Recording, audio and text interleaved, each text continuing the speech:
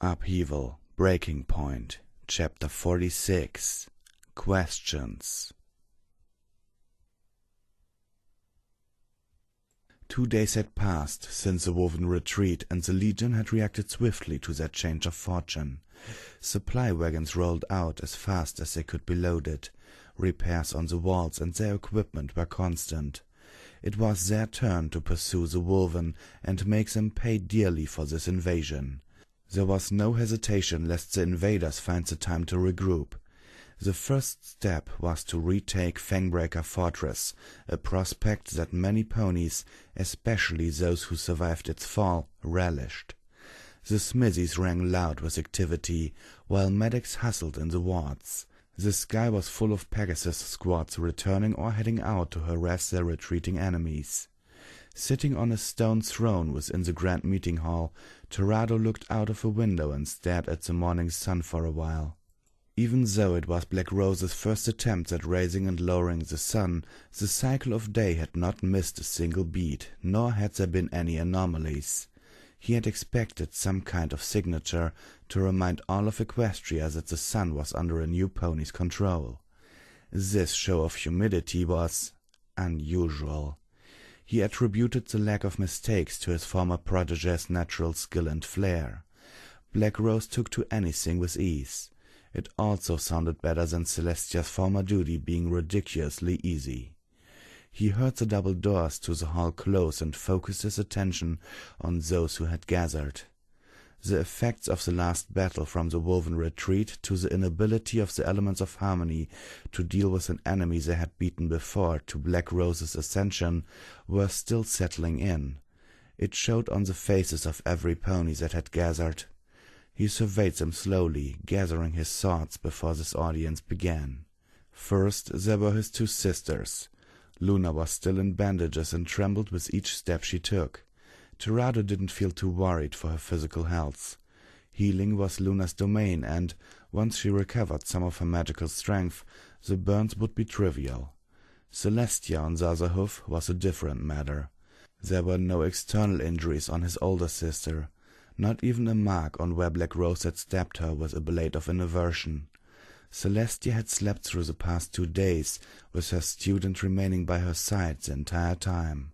He made sure that there was food waiting for her when she woke up just earlier this morning, but he hadn't so much as visited her room during the past 2 days. This morning both his sisters stood to his right, with Luna being the closer one. Celestia looked dazed and lost, her now pink mane limp around her neck. Luna leaned in close to offer support, while the other ponies in the hall watched her in concern. Then there were the bearers of the elements of harmony, along with Vanguard Clash, Scarlet Rabbit, and Spike. Torado focused first on the guilty ones, as he thought of them. He actually felt sorry for Spike, who was busy groveling before Celestia. To his mind, no one, pony or otherwise, should bear that much guilt at so young an age. Even though Spike was instrumental for Celestia's loss, he didn't even think of punishing the baby dragon. No corporeal punishment could even come near what Spike was experiencing now.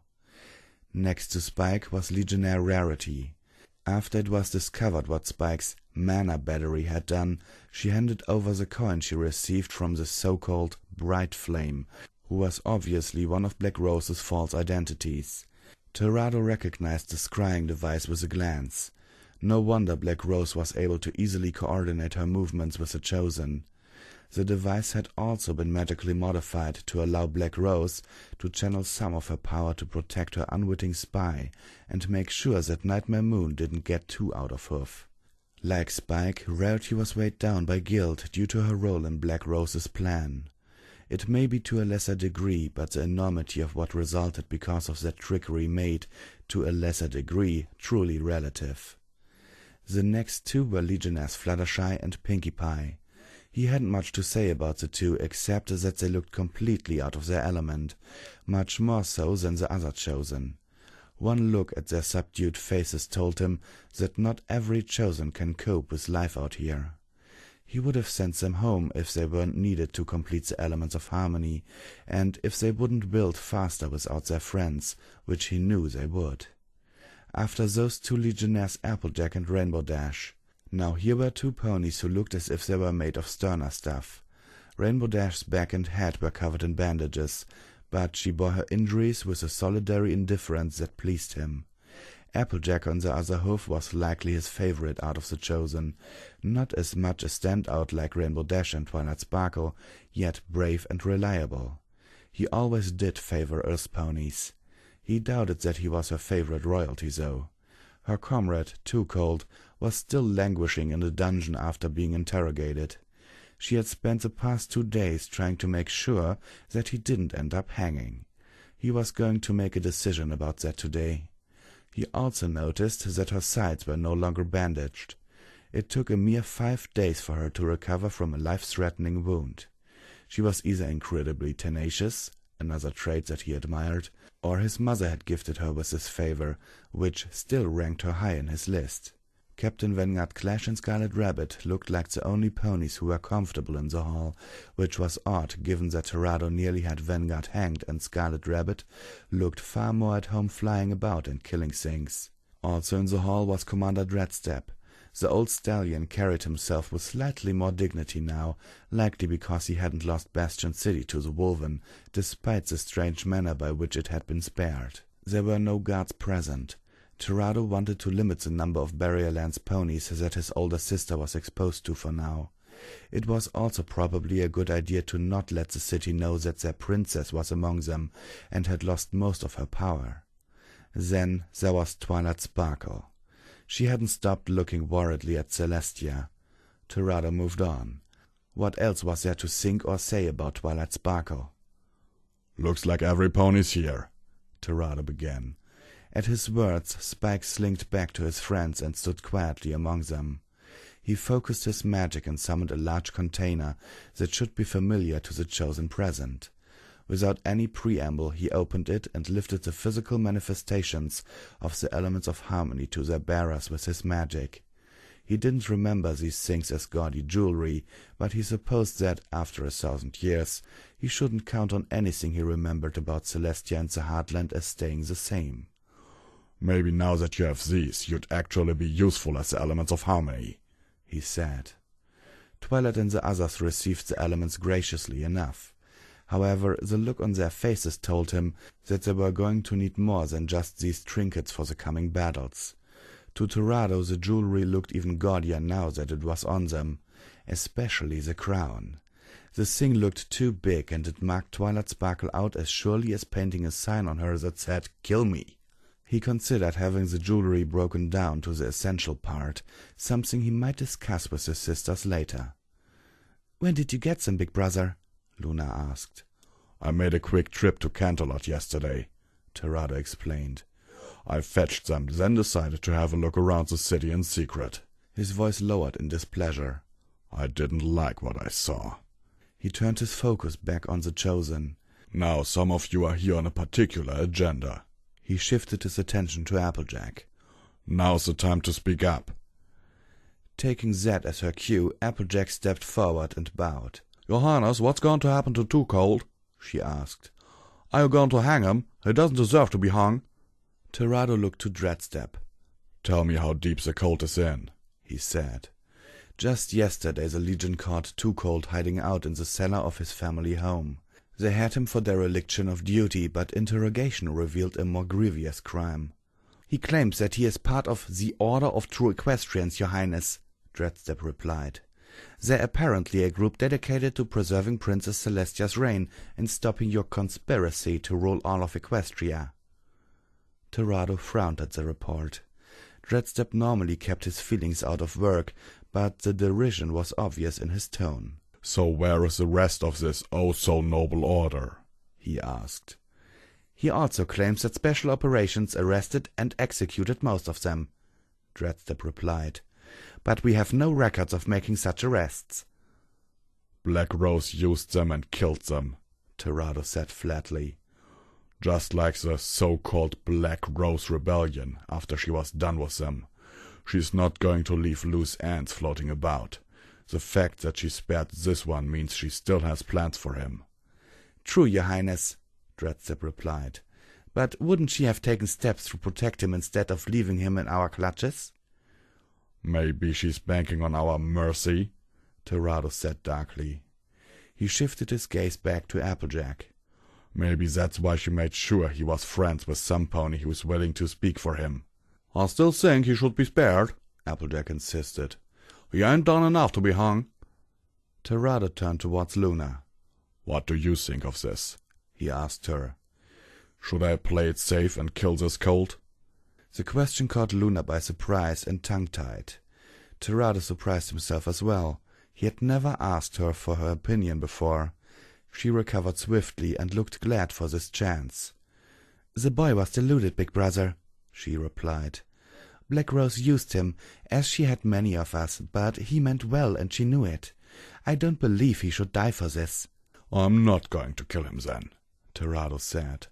"But," he quickly added before any pony could breathe a sigh of relief, "I'm not giving Black Rose any opportunities to use him any further." He turned towards Dreadstep. "Have him transferred to somewhere he'll be harmless. He can continue to serve Celestia in some small remote outpost. It only follows that he is not to be given any important position, and that he is to be kept track of." "Yes, your highness," Dreadstep replied. Terrado looked around to see if any pony questioned his judgment. Applejack's face was downcast. He assumed that it was because she was likely never going to see her new friend again, but he saw traces of relief in there as well. "Now that that's settled, let's move on to what will be happening from now on," Terrado continued. "The Northern Equestrian Legion will continue to pursue the Wolven and reclaim Fangbreaker Fortress. I want you chosen to stay together and take part in this advance, in case Nightmare Moon is still at it.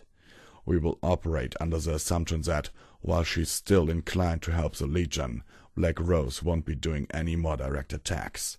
Reinforcements are still on the way from the Western and Southern Legion. Once Fangbreaker has been retaken, we will begin our march into Wolvengard."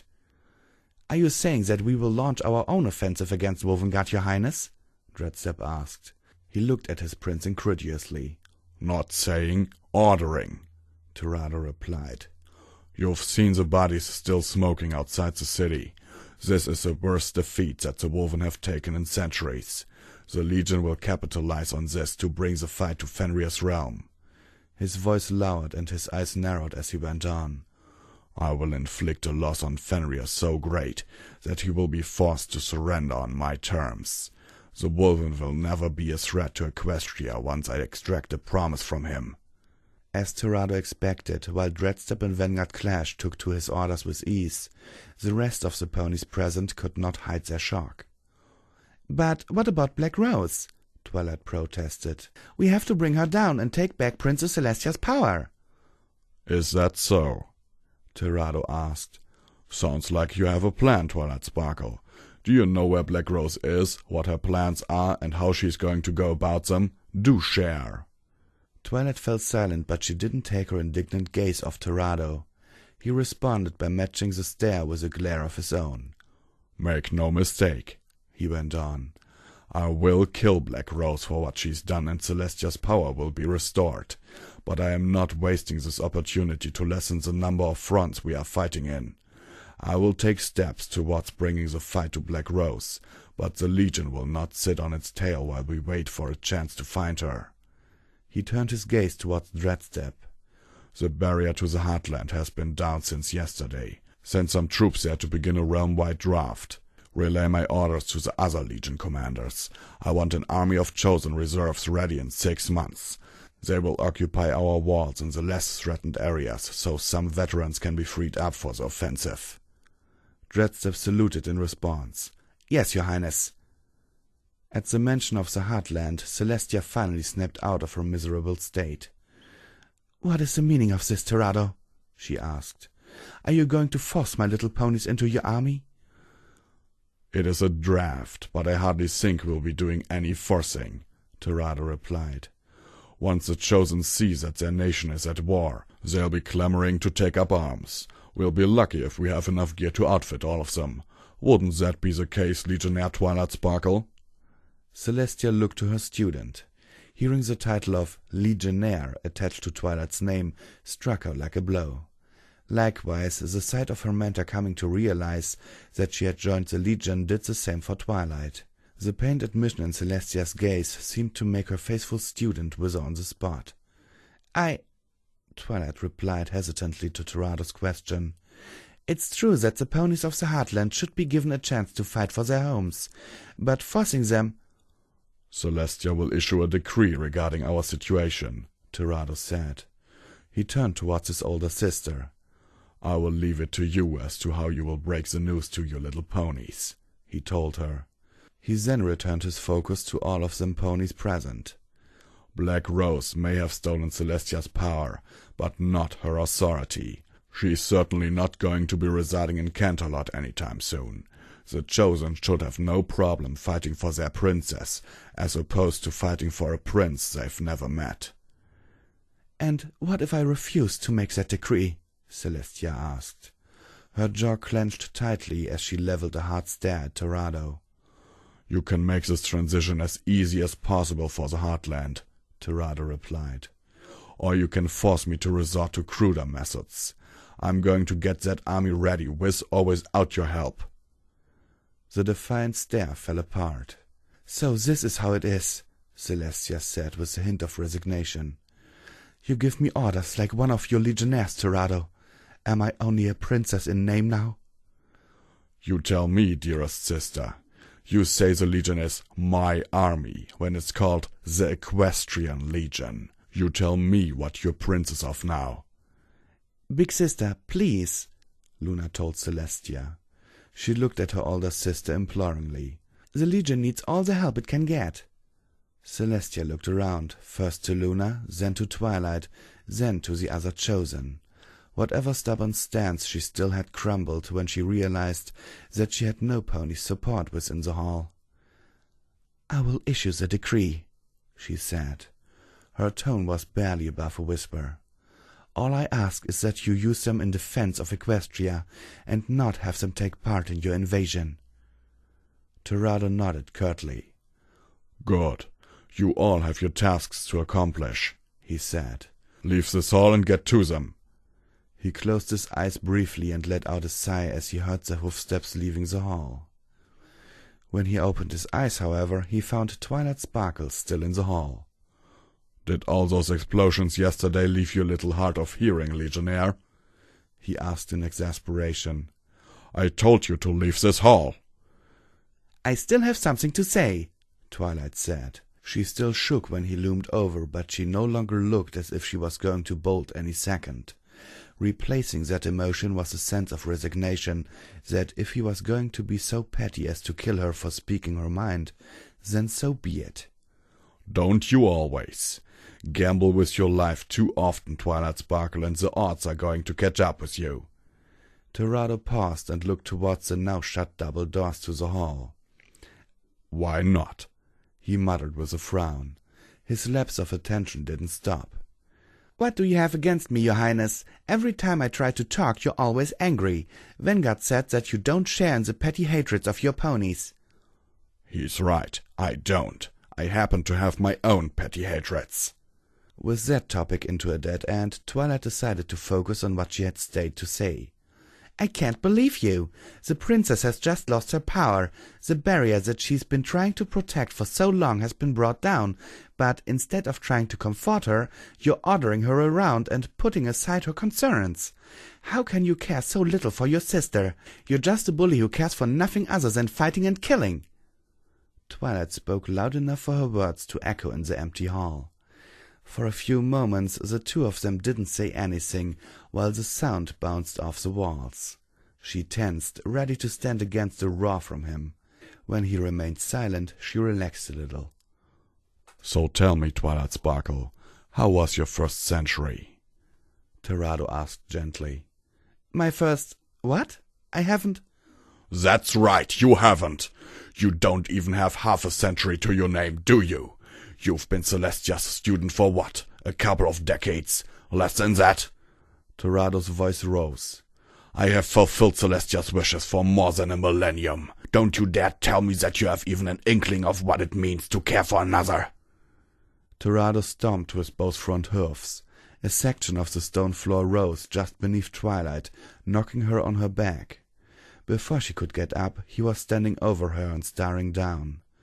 "Do you want to know why you piss me off so much?